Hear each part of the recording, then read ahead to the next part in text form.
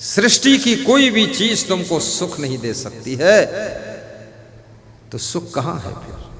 यदि सुख है नहीं तो सुख सुख की चर्चा क्यों?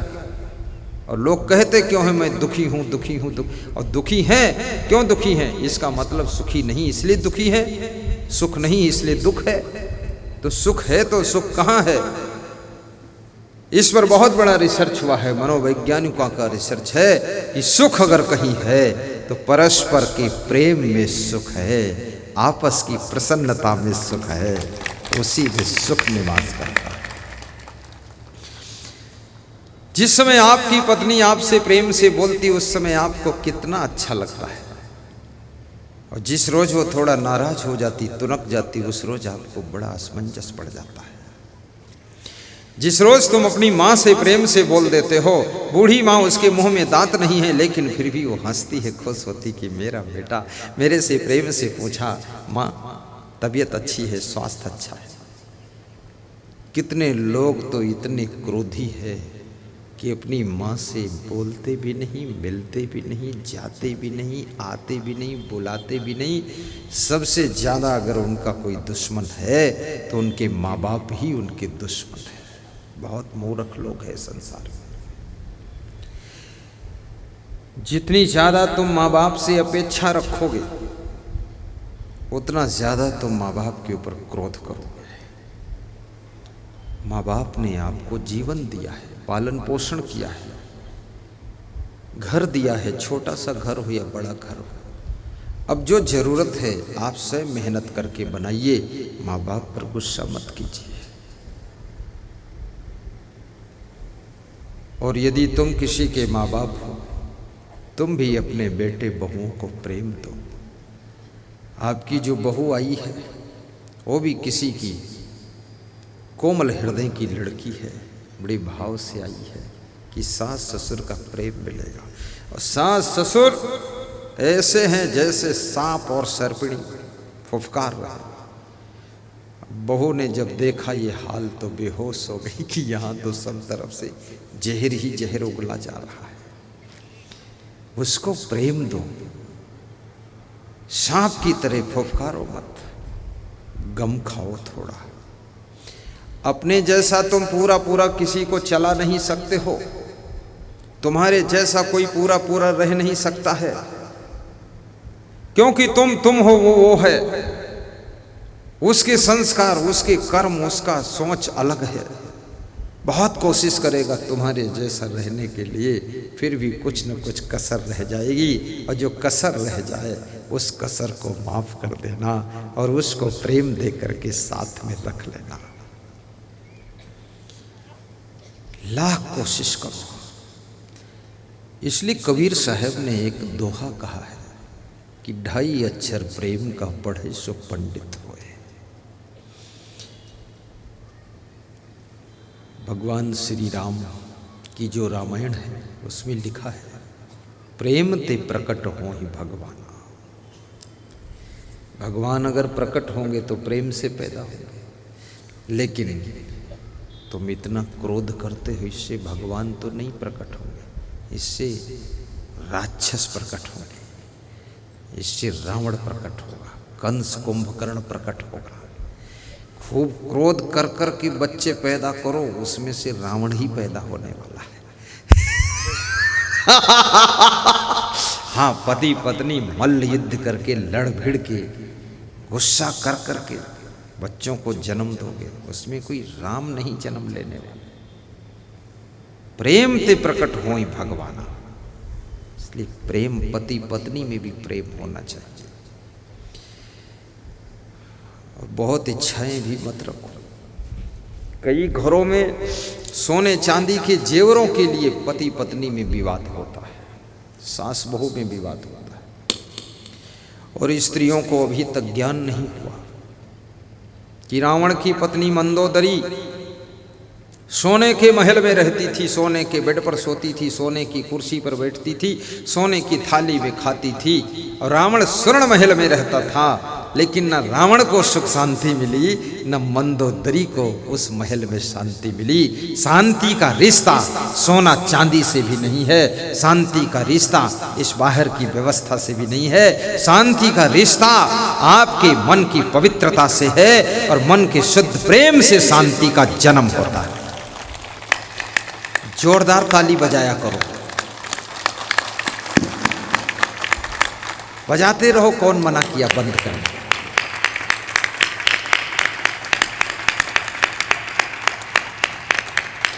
जब जल पीऊं तो ताली बजाते रहो,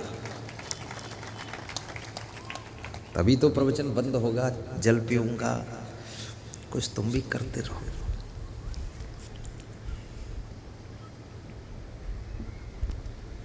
भाव दो भक्ति दो, भक्ति की शक्ति दो, मुझको इसके सिवा कुछ नहीं चाहिए, मुझको इसके सिवा कुछ नहीं चाहिए।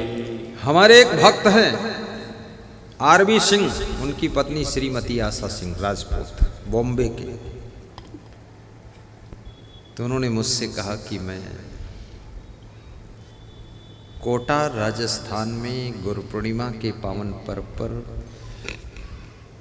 आपके दर्शन के लिए आऊँगा और प्रवचन भी सुनूंगा। तो मुझे थोड़ा सोच हो गया कि कंपनी मालिक हैं, फैक्ट्री मालिक है, मेरे आश्रम में ऐसा कोई सुविधा नहीं है जो मैं उनको रखूं। अंदर अंदर सोच हुआ। बुद्धिमान आदमी था, सोच को समझ गया। वो बोला, तो मैंने कहा आपके लिए फिर व्यवस्था कुछ बनाएंगे हम। अभी प्रधानमंत्री नरेंद्र मोदी का समाचार आ जाए कि कल सत्संग में आने वाले हैं, तो क्या आपके मन में सोच नहीं होगा कि उनके लिए कुछ व्यवस्था संपत लाभ होगा कि नहीं? मेरे मन में भी होगा। और नहीं आने वाले हैं तो मैं बड़ा आनंद में, लेकिन आने वाले हैं कल, तो मैं भी सोचूंगा कि वो इस पाइप वाले पंडाल में तो आएगा नहीं, क्योंकि इसको तो रिजेक्ट कर देंगे कलेक्टर साहब कि ये कहीं उड़ेगा, गिरेगा, पाइप फूट जाएगी, खोपड़ी फूटेगी, पाइप तो नहीं फूटेगी। ये होगा, इसमें नहीं हो पाएगा। वो लगाओ पंडाल, ऐसा लगाओ, ऐसा करो, मजबूत होना चाहिए। हमारा सत्संग था सरखोर में, तो वहाँ मुख्यमंत्री आने वाले थे, तो कलेक्टर चेक करने आया, तो मंच को चेक किया तो उसको लचक के चेक कर रहा था, धसक के, लचक के, तो वो टूट गया, तो उसमें कलेक्टर गिर गया अंदर। तो सब हंस रहे थे, उसको खींच के निकाला। 4-5 लोगों ने, एसडीएम वगैरह मिलके बोले ये तो अभी टूट गई, रिजेक्ट करता हूँ, मुख्यमंत्री नहीं आएंगे। ये मंच ठीक से बनना चाहिए। रातों रात जेसीबी मंगा के मिट्टी से पाट के ऊंचा करके, फिर हमने कहा आप धसक के देख ले जाकर, तो मिट्टी में धसका तो नहीं टूटे कुछ। कोई बड़ी हस्ती आने की सूचना मिल जाए तो याद रखना, ये छोटी मोटी बात नहीं। तो उन्होंने कहा मैं आऊँगा।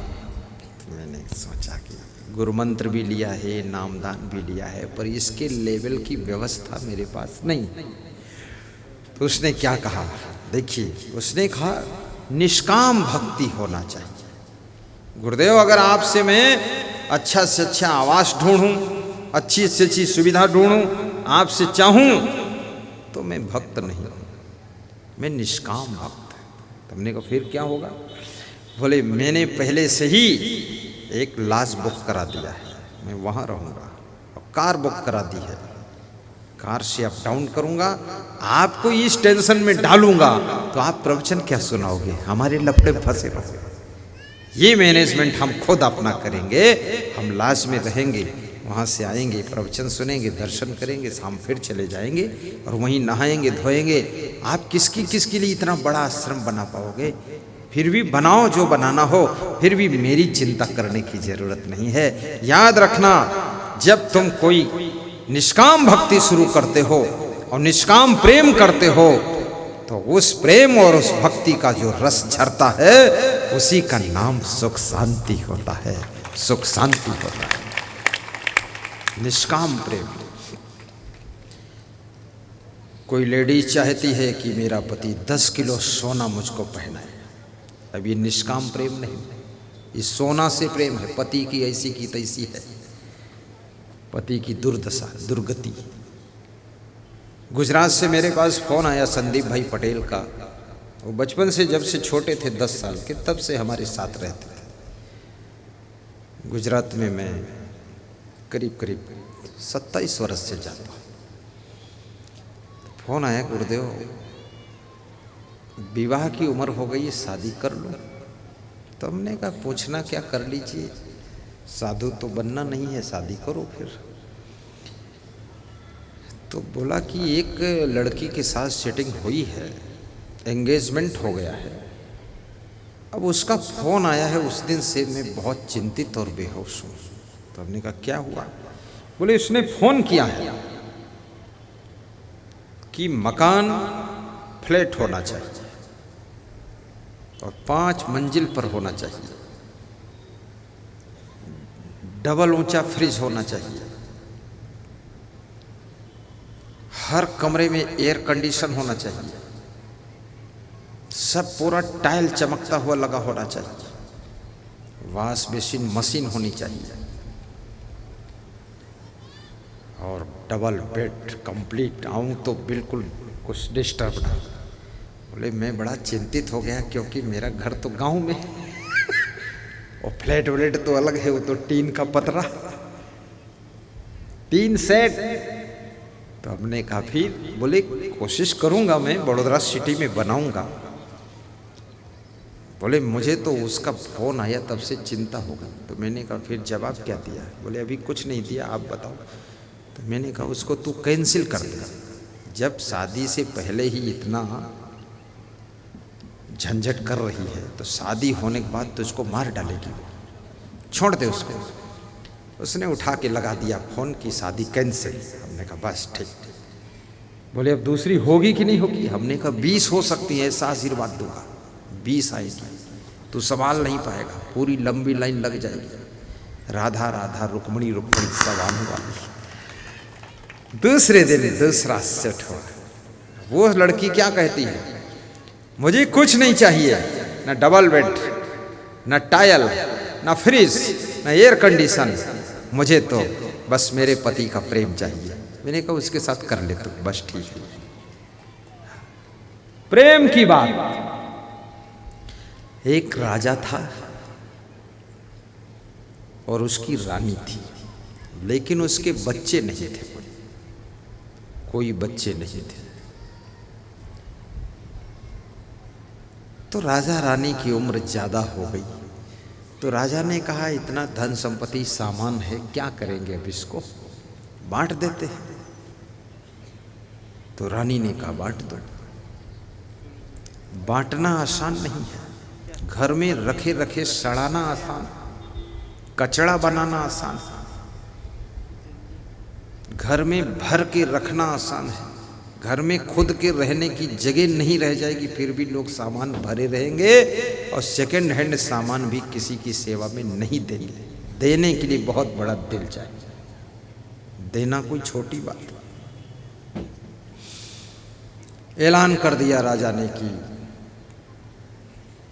जनता के लोग आए और एक एक सामान जो यहाँ छू लेगा उसको वो सामान मिल जाएगा।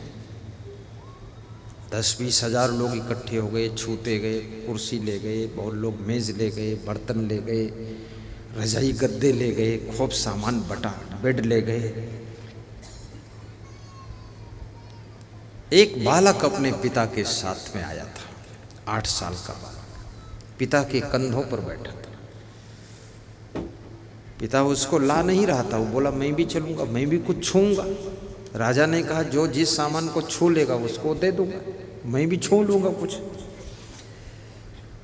सब भीड़ छूती गई। शाम को 5 बजे बंद हो गया छूना, 5 बजे लास्ट टाइम था, सब वापस चले गए।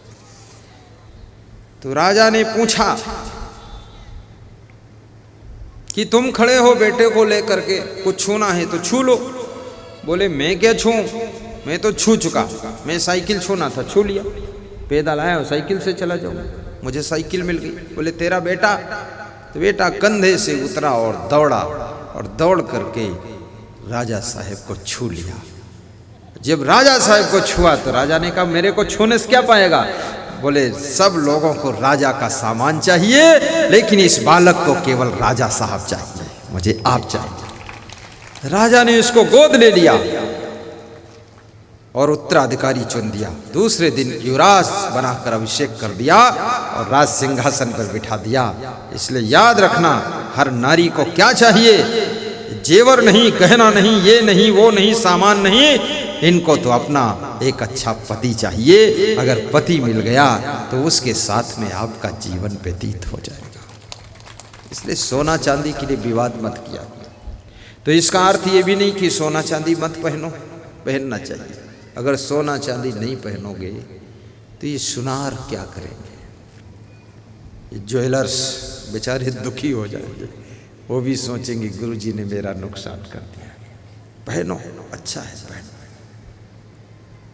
और पहनो भी। एक काम और करो, अयोध्या में राम मंदिर बनने जा रहा है। मैं धन्यवाद देता हूं इस सरकार को,